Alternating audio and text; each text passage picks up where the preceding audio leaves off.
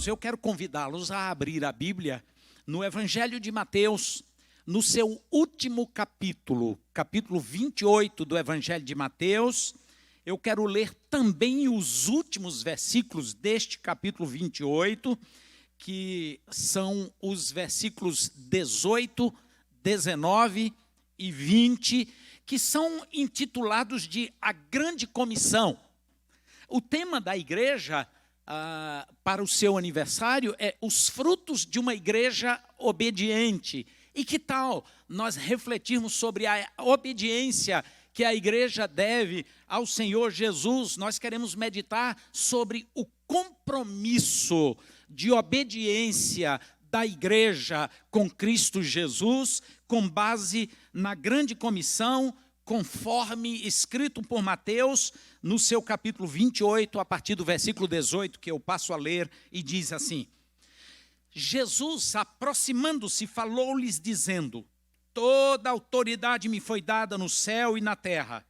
Ide, portanto, fazei discípulos de todas as nações, batizando-os em nome do Pai e do Filho e do Espírito Santo, ensinando-os a guardar todas as coisas que vos tenho ordenado.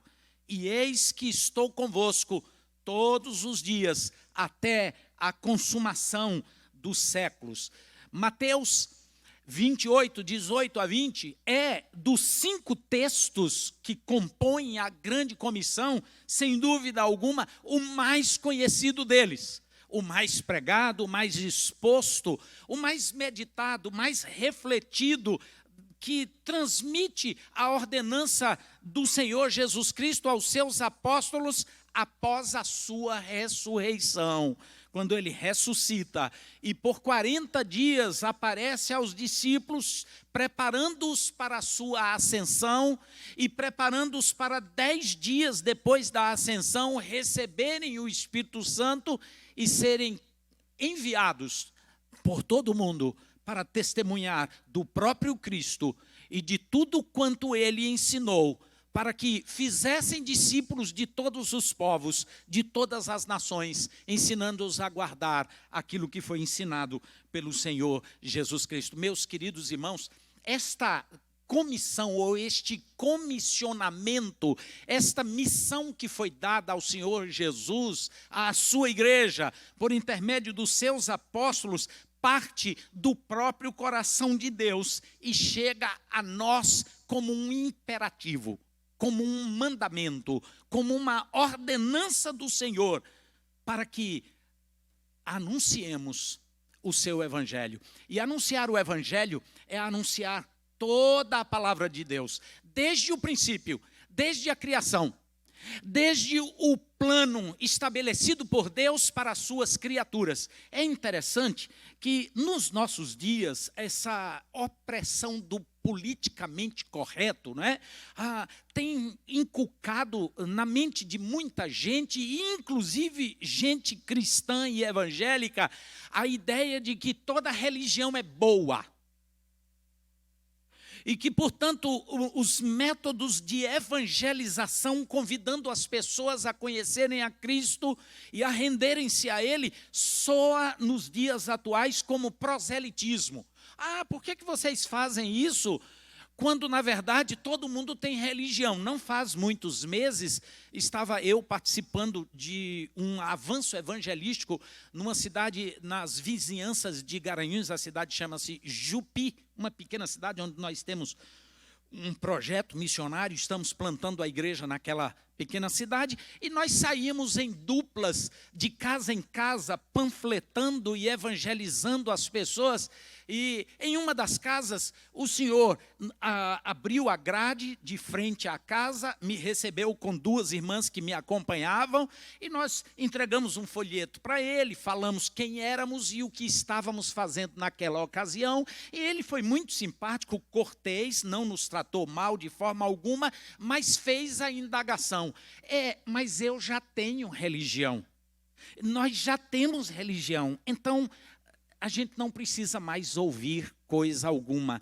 A verdade é, eu costumo usar uma frase que já ouvi de outros, que diz que religião por religião a ninguém faz cristão. O fato de alguém ser religioso não é garantia de que ele realmente conheça a Jesus Cristo, porque cristão vem de Cristo, daqueles que creem, que se rendem e servem a Jesus Cristo e que, por conseguinte, conhecem o seu evangelho, conhecem a revelação das Escrituras. E nós precisamos, então, atendendo à ordenança do Senhor Jesus, expor todas as coisas que nos foram ensinadas. Como eu disse, vou repetir, desde o princípio. Você já parou para pensar como Deus criou o homem e por que Ele criou o homem da forma como o criou? É só olhar para a primeira página das Escrituras, Gênesis capítulo 1, versículos 26, 27 e 28, a narrativa da criação. Desde o 26, Deus planeja criar o homem e diz: façamos o homem à nossa imagem e conforme a nossa semelhança. No versículo 27, ele concretiza o plano e o texto já diz assim: criou, pois, Deus o homem, macho e fêmea os criou. A imagem de Deus os criou, ou a semelhança de Deus os criou. E a seguir, no versículo 28 do mesmo capítulo 1 do Gênesis, o Senhor dá um mandamento, dá uma ordenança às suas criaturas, dizendo: crescei, multiplicai-vos e povoai a terra. Na versão mais comum que nós utilizamos, a atualizada das Escrituras Sagradas, diz: crescei, multiplicai-vos e enchei a terra. E ali, naturalmente, não se trata de encher a terra apenas de meninos, de procriação, mas isso seria absolutamente natural. Mas o que o Senhor estava ensinando ali é encher a terra daquilo que Ele criou. Ele criou seres à sua imagem, à sua semelhança. Ele compartilhou com a sua criação a sua glória. E Ele queria, então, encher a terra da sua glória. Como está no livro do profeta Isaías, no capítulo 11, o versículo 9, Isaías diz: porque toda a terra se encherá do conhecimento da glória do Senhor, como as águas cobrem o mar. Expressão que é repetida pelo profeta Abacuque no capítulo 2, o versículo 14. Porque toda a terra se encherá do conhecimento e da glória do Senhor, como as águas cobrem o mar. Portanto, onde eu quero chegar introdutoriamente é que a ordem do Senhor Jesus para ir por todo o mundo e pregar o evangelho a toda criatura e fazer discípulos de todas as nações não se resume a proselitismo, não se fala de transmissão de uma religião, mas é de levar ao homem o conhecimento do plano de Deus para a sua criação. Ele quer que o homem tenha deleite no próprio Deus. Como diz os nossos catecismos, tanto breve quanto maior, em sua primeira pergunta: qual o fim principal do homem? Todo bom presbiteriano, pelo menos os antigos, sabem dizer de cor, não é? Glorificar a Deus e gozá-lo para sempre. Glorificar a Deus e alegrar-se nele para sempre. Este é o plano de Deus, é que a sua criatura, feito à sua imagem e semelhança, reflexo da sua glória, crescesse, procriasse, enchesse, povoasse a terra da imagem e da glória de Deus. Mas o pecado entrou, interferiu no plano de Deus, porque tornou o homem inapto, desqualificado para glorificar a Deus em toda a terra. O homem se tornou pecador. O apóstolo Paulo, quando escreve aos Romanos, no capítulo 3, a partir do versículo 10, ele diz que não há um justo, nenhum sequer. Não há quem busque a Deus, porque todos se extraviaram e o que quer dizer, unanimemente se tornaram inúteis para cumprir este desígnio, este propósito de Deus. O pecado, portanto, contamina o homem, degenera o homem e torna o homem desqualificado para encher a terra da glória de Deus para o que foi criado. Agora vem a mensagem do Evangelho de Jesus. Aquele homem que pecou que quer se distanciar e desobedecer a Deus é chamado pelo Evangelho ao arrependimento e a um quebrantamento diante de Deus. Eu gosto de ilustrar a rebeldia da humanidade num texto do livro de Gênesis, que também nos narra uma parte da história pouco compreendida, a Torre de Babel. Você sabe onde está nas Escrituras? Capítulo 11 do livro de Gênesis. É tão fácil de abrir que eu queria convidá-los a dar uma olhada rápida em dois aspectos, a perceberem 3 versículos deste capítulo 11. A maioria das pessoas cristãs entendem que a Torre de Babel foi destruída por Deus porque o homem queria se salvar sozinho. Porque o homem queria fazer uma torre que chegasse ao céu.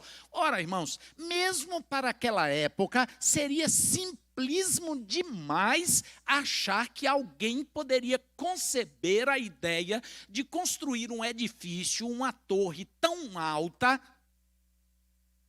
que chegasse ao céu, habitação de Deus. A palavra céu, que é usada aqui no capítulo 11 de Gênesis, é aquela mesma do capítulo 1, versículo 1, que diz: no princípio criou Deus os céus e a terra.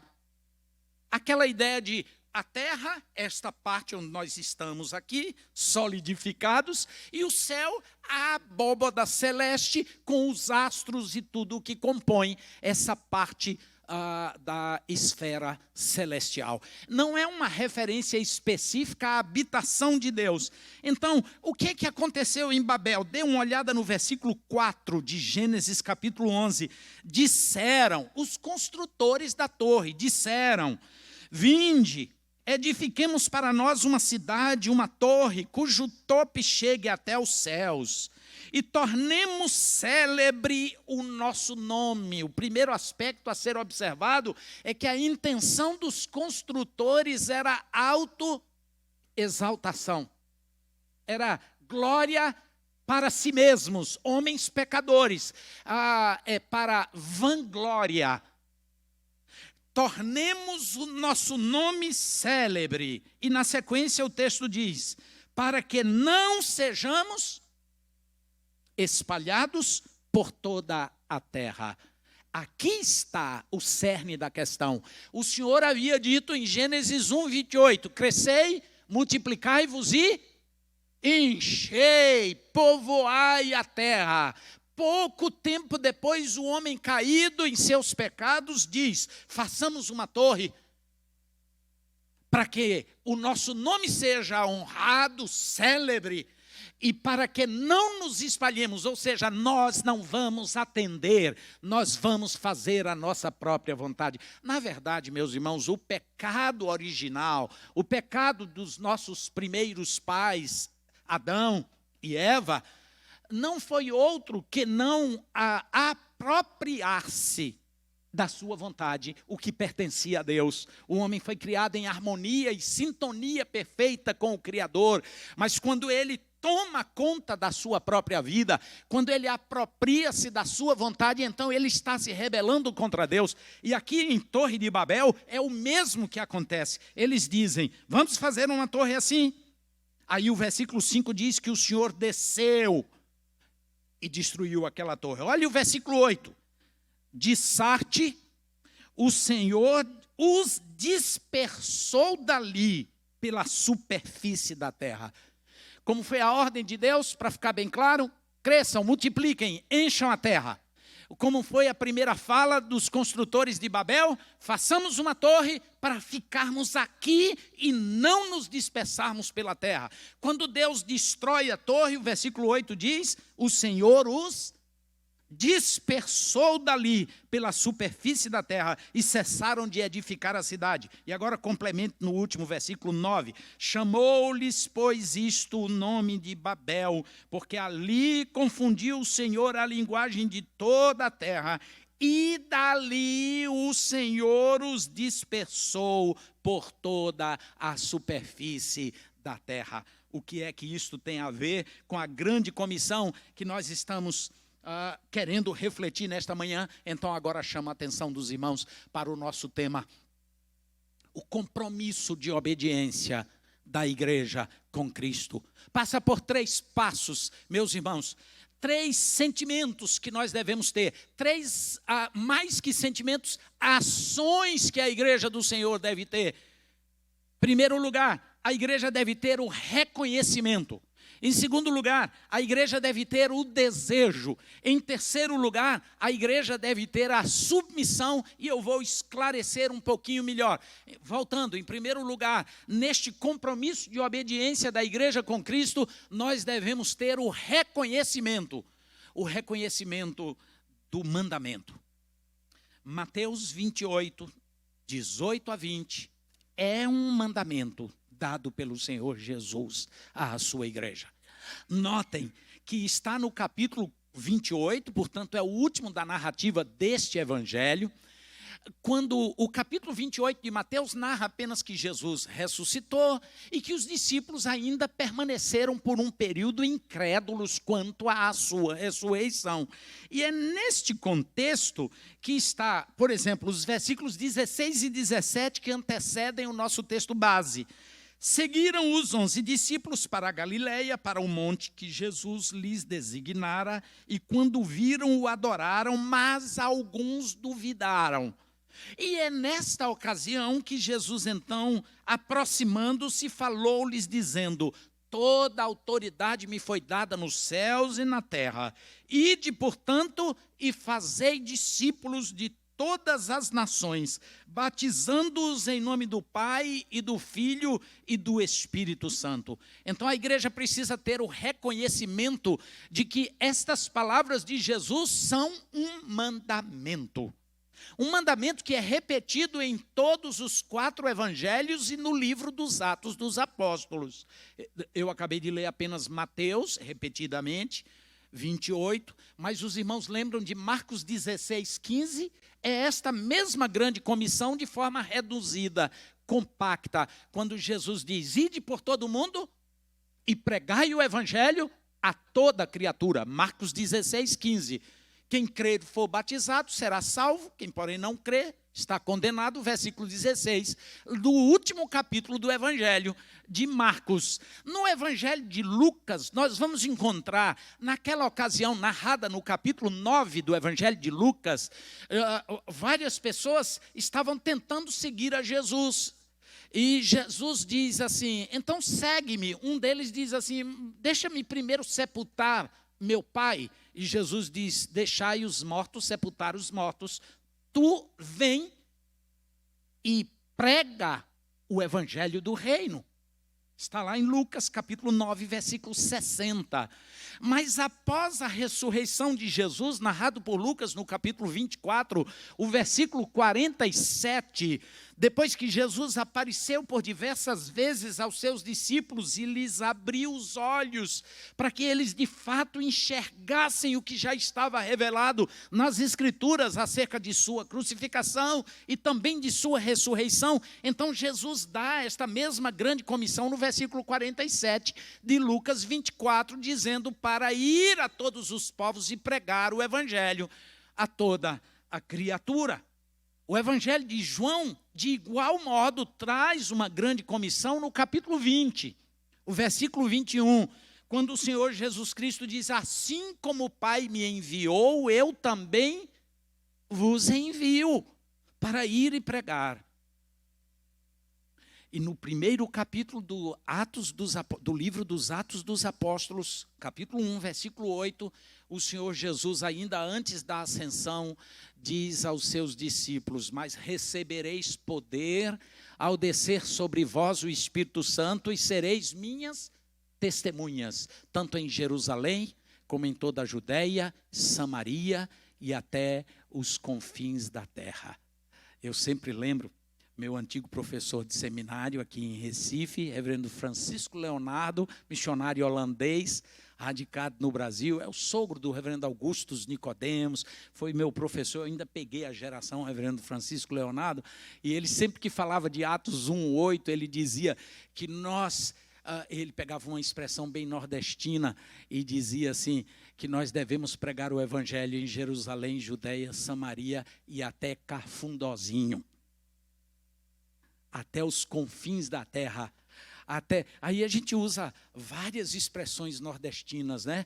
Até onde o Judas perdeu as botas, até o jebe-jebe, até os lugares mais escondidos da terra, é necessário que se testemunhe acerca de Jesus Cristo. Não é por proselitismo, volto a repetir, não é por mero religiosismo, mas é porque o ser criado à imagem e semelhança de Deus, estragado, contaminado pelo pecado, precisa conhecer a verdade do plano, do propósito de Deus que quer restaurá-lo, que quer fazê-lo nascer de novo. É por isso que Jesus disse a Nicodemos: importa-vos nascer de novo, porque se alguém não nascer de novo, não verá. É interessante que naquele capítulo 3 de João, Jesus diz duas vezes. Primeiro ele diz: não verá o reino dos céus quem não nascer de novo. E depois no versículo 7 ele diz: não entrará no reino dos céus aquele que não nascer de novo. Na mesma tônica, o apóstolo Paulo, escrevendo a segunda carta aos Coríntios, capítulo 5, versículo 17,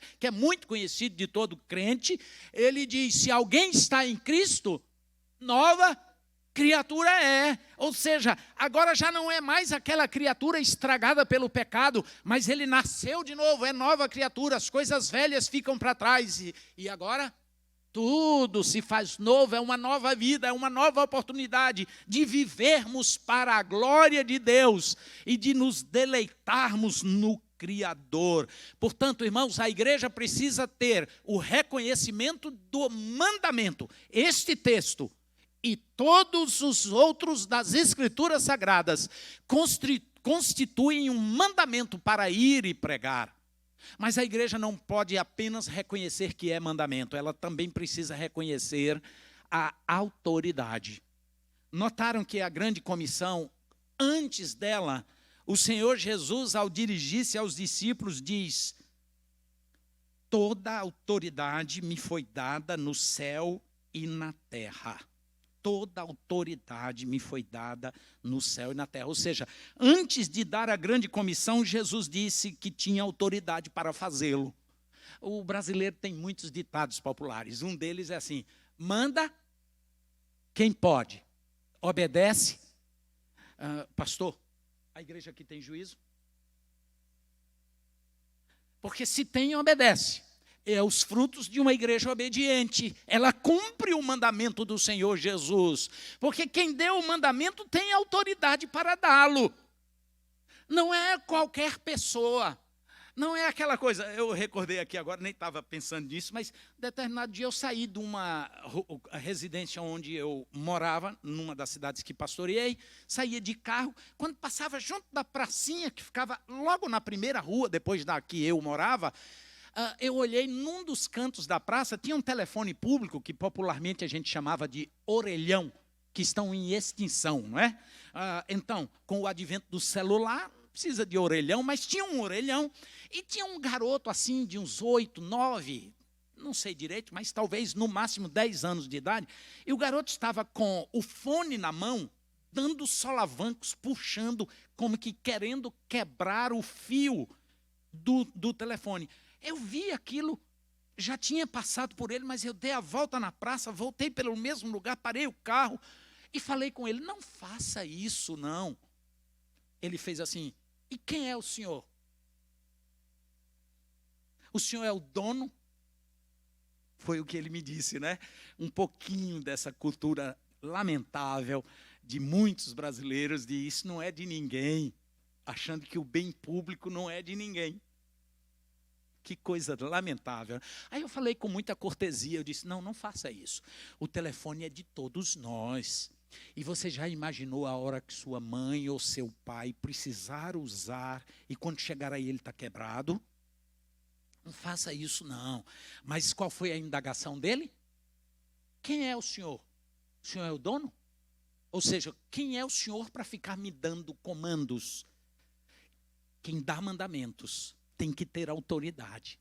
A igreja precisa reconhecer que é um mandamento, mas precisa reconhecer que Jesus tem autoridade dada pelo Pai. Ele diz, olha o versículo: toda autoridade me foi dada no céu e na terra. Portanto, Ele é Senhor.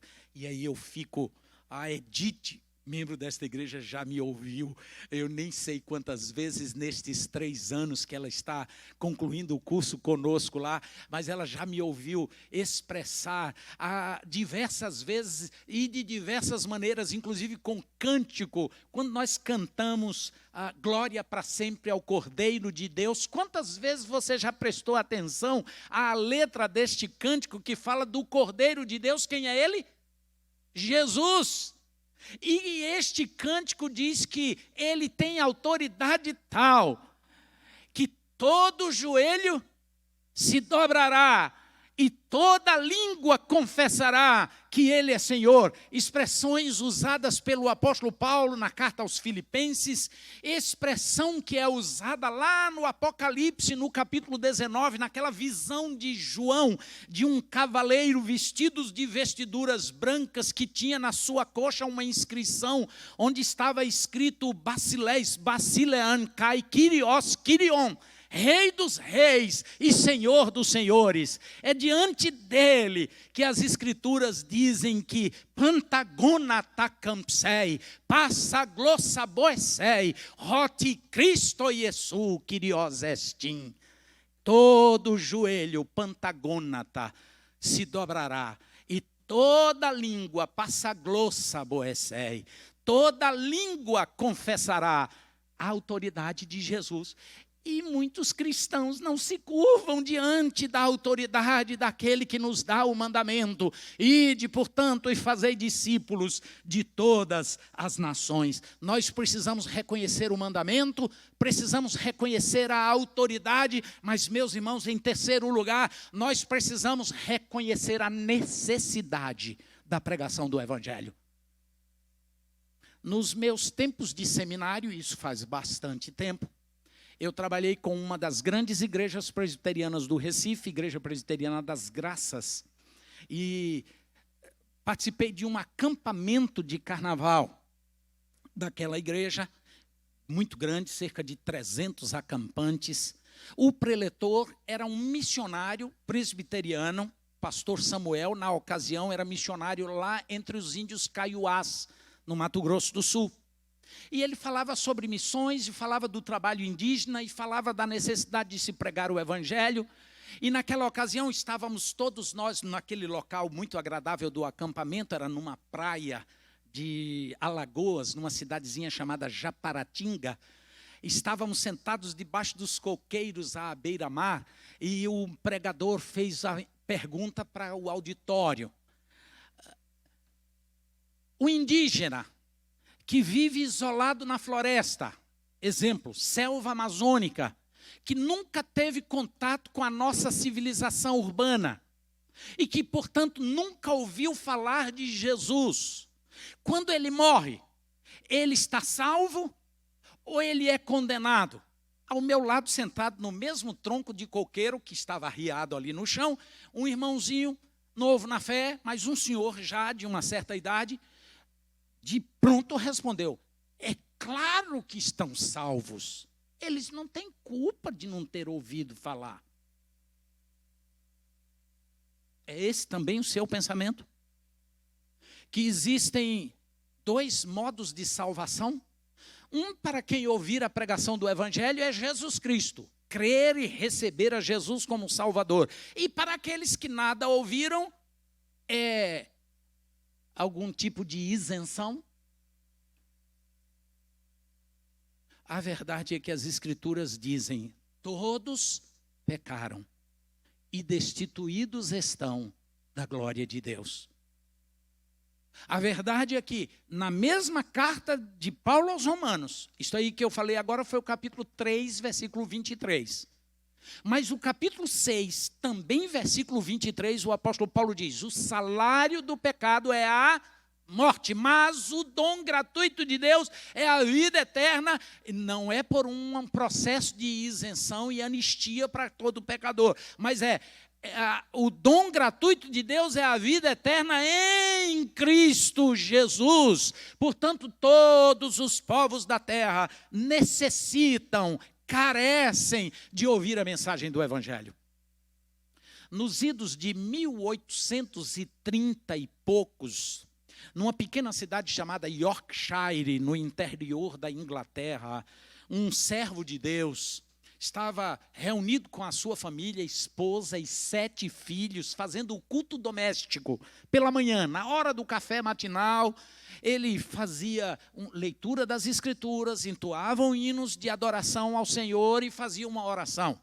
E aquele servo de Deus fez uma oração, porque palpitava muito em seu coração um apelo pelos povos naquela época, 1830, provavelmente 1839.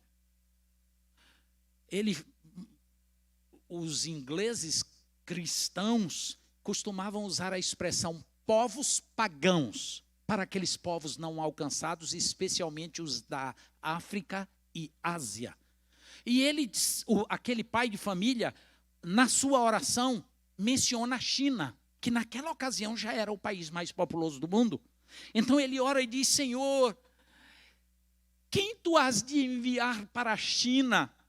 Senhor, milhões de chineses estão perecendo sem conhecer a Cristo. E em sua oração apaixonada ele dizia: a quem tu enviarás para pregar a China? E quando ele termina a sua oração, dentre os 7 filhos, um dos menorzinhos, com apenas 5 anos de idade, por sinal, o mais doentinho e raquítico, com a saúde frágil, chamado Hudson Taylor, magrelinho, parecendo um cearense, pequenininho. Eu esqueci, eu não estou na escolinha do professor Raimundo, né? Ok. Esquecendo a brincadeira, mas está lá o filhinho de 5 anos com o dedinho levantado. Ele ouviu a oração do pai, indagando ao Senhor: Senhor, quem tu has de enviar a pregar aos milhões de chineses que não conhecem a Cristo? E o seu filhinho estava com o dedinho levantado e dizendo: eu vou, papai, eu vou. Foi uma gargalhada só. Os irmãos, àquela altura, pensavam assim: se conseguir escapar. A mortalidade infantil naquela época era assombrosa até na Europa. E ele já nasceu com alguns problemas de saúde e viveu a vida inteira, 73 anos, com problemas de saúde graves. E Hudson cresceu dos 5 anos. Mas quando chegou aos 13, época de entrar para a UPA da igreja, ele perdeu o interesse pelas coisas de Deus. Disse para seus pais que não queria mais ir para a igreja, não queria acompanhá-los. Estava naquele momento se desviando. Sua mãe, oração permanente, constante, para que Deus o resgatasse. E dos 13 aos 17 anos, Hudson ficou longe do Evangelho de Cristo. Quando estava com 17 anos, seu pai e sua mãe fizeram uma pequena viagem numa cidade próxima. Ele ficou em casa na companhia da irmã Amélia, que era a mais velha, e dos outros irmãos, um tanto entediado, se sentindo sem ter muito o que fazer. Seu pai tinha uma vasta biblioteca, era um bioquímico, um farmacêutico daquela época, mas era um homem dado à leitura, inclusive produzia textos cristãos. Hudson já tinha lido todos os textos do pai, mas ele se sentindo entediado, internet fora do ar. O celular dele não ligava para ninguém. 1834, tá? Aí ele vai para o celeiro, pega um livro do pai e começa a folhear como se sem interesse, até que dentro do livro cai uma folha escrita à mão pelo seu pai. Era um folheto que o pai estava escrevendo sobre a suficiência da morte vicária do Senhor Jesus. Suficiente para perdoar os pecados. Hudson leu com avidez aquele folheto. Foi o suficiente para que Deus quebrantasse de volta o seu coração. Quando os pais voltam de viagem, Hudson corre em direção à mãe para lhe contar a novidade. Diz: mamãe, eu tenho uma novidade para lhe dizer. E a mãe diz: eu já sei, meu filho. Você se rendeu aos pés do Salvador. E ele diz: Amélia, linguaruda, já foi lhe contar? Pensando que teria sido a irmã que tinha sido mais rápida. E a mãe diz: não, meu filho, ninguém me contou.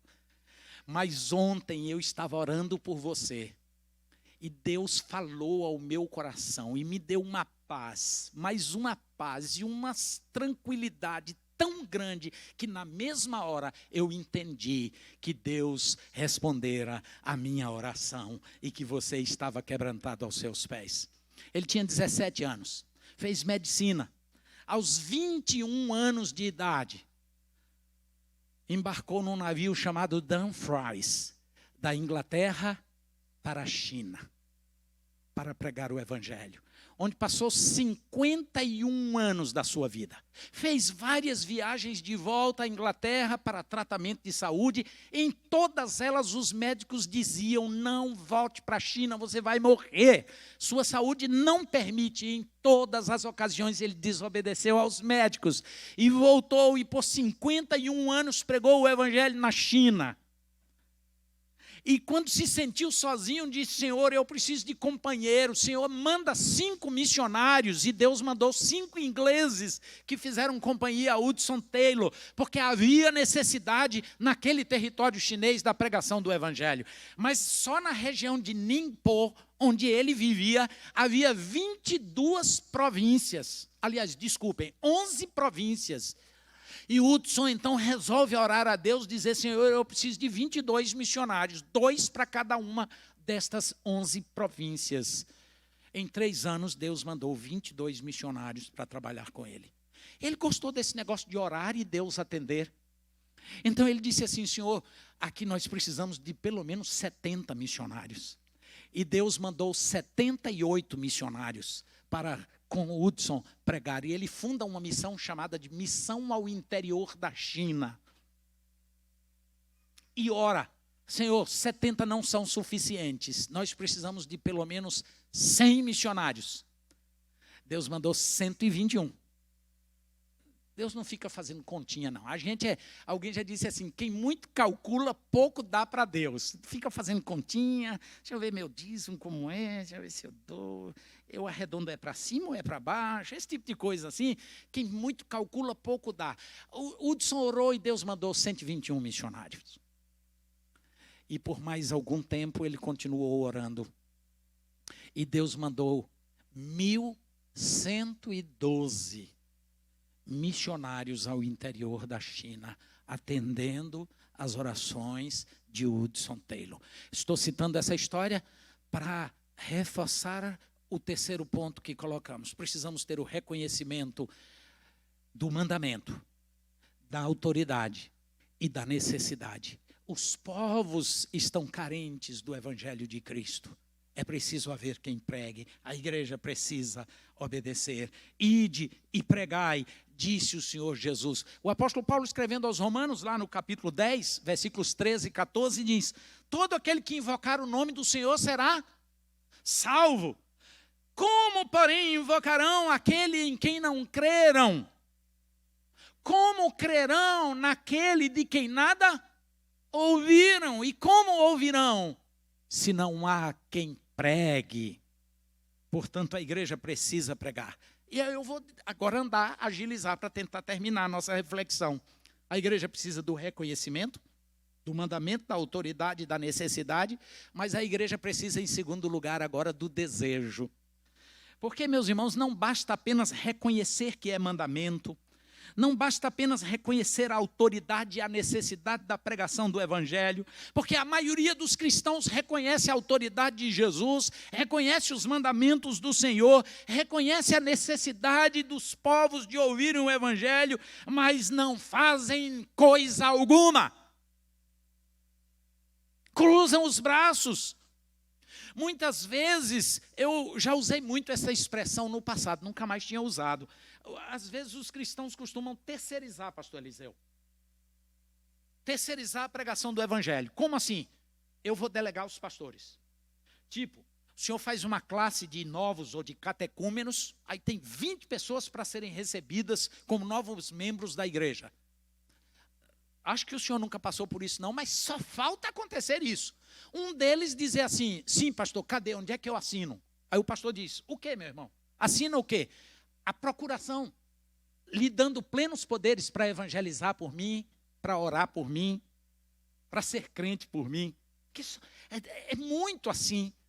As pessoas acham que o pastor é quem tem a obrigação de orar, que o pastor é quem tem a obrigação de pregar. Elas não. É muito comum membros das nossas igrejas nos procurarem dizendo assim: pastor, eu tenho um familiar que está precisando demais ouvir o evangelho. Eu queria marcar com o senhor para o senhor ir lá comigo. Ele não prega, ele precisa que o pastor vá. Pastor, tem uma pessoa ali que está muito desejoso do evangelho, eu vou levar o senhor lá. É assim? Ou nunca aconteceu isso?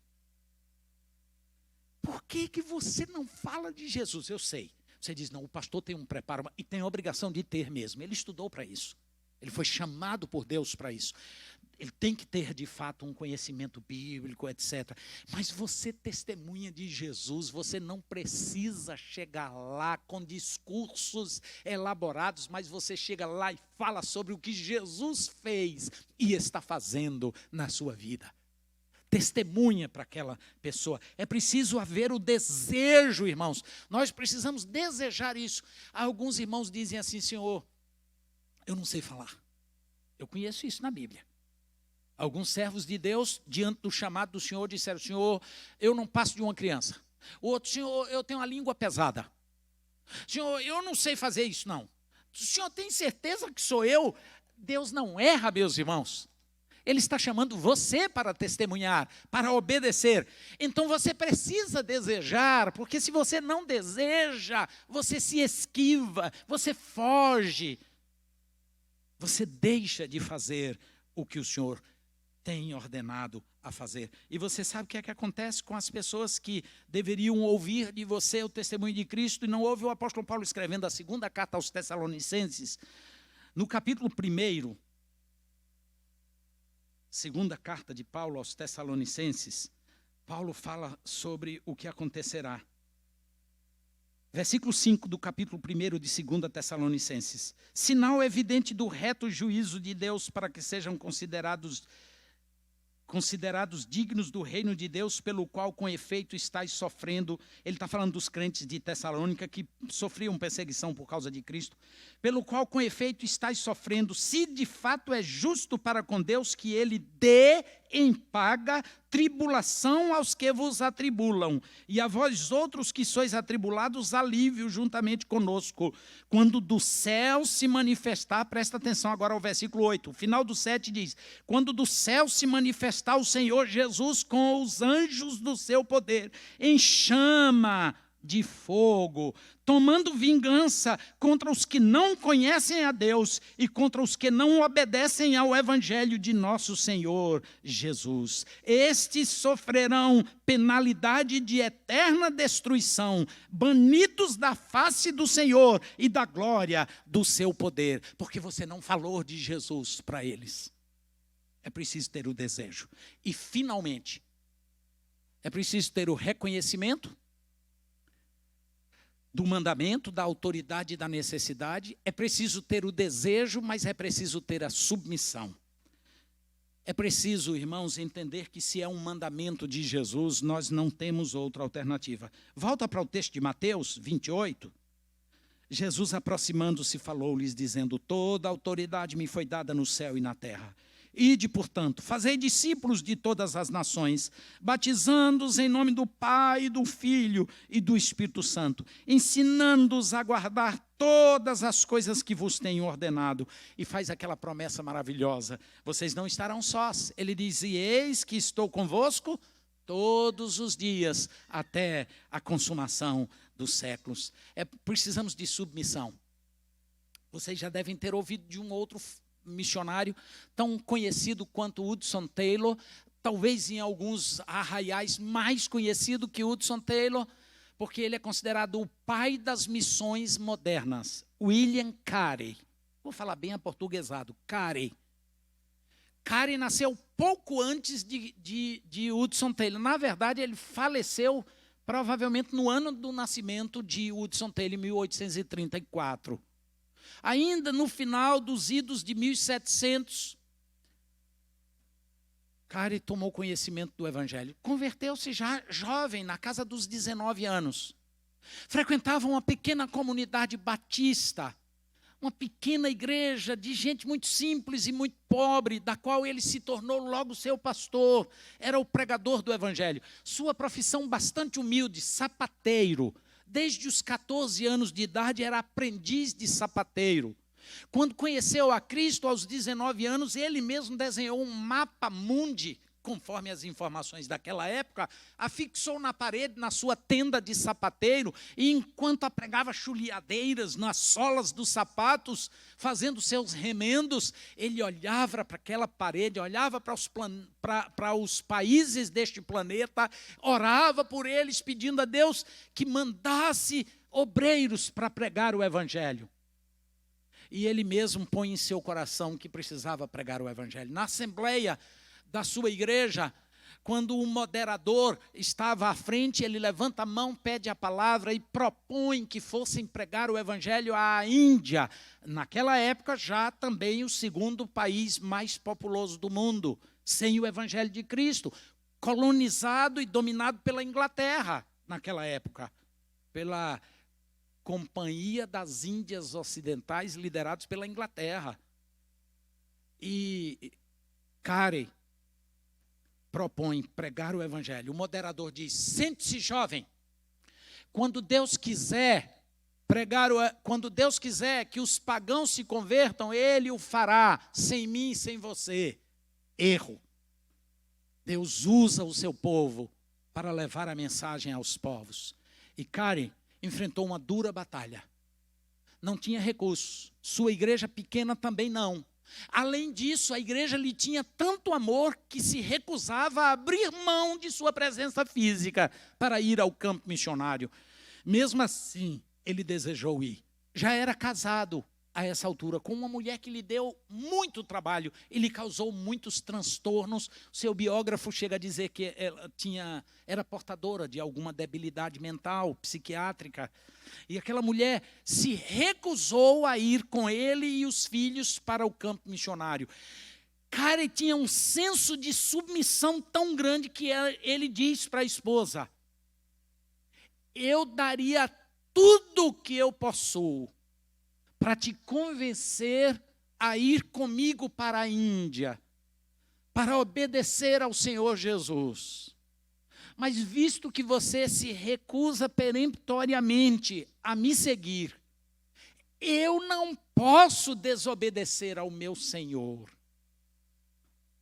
E se dispôs a ir, mesmo sem a companhia da esposa e dos filhos.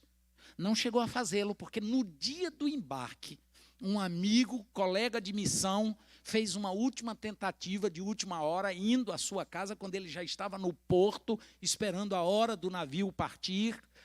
Aquele amigo foi à casa e, num apelo desesperado, acompanhado de oração, convenceu a bendita mulher, que arrumou as trouxas correndo, não tinham dinheiro, o capitão do navio fez uma cortesia, uma longa viagem de cerca de 6 meses, onde inclusive ela perdeu um filho, pois estava grávida mais uma vez, mas ele desembarca na Índia.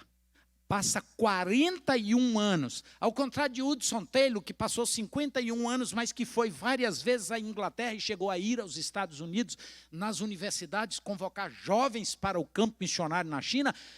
Carey ficou 41 anos, do dia que colocou os pés naquela terra, nunca mais se apartou dela. Ali foi sepultado com grande honra, porque os ingleses diziam: fez mais pela Índia do que todos os generais que haviam dominado aquele país.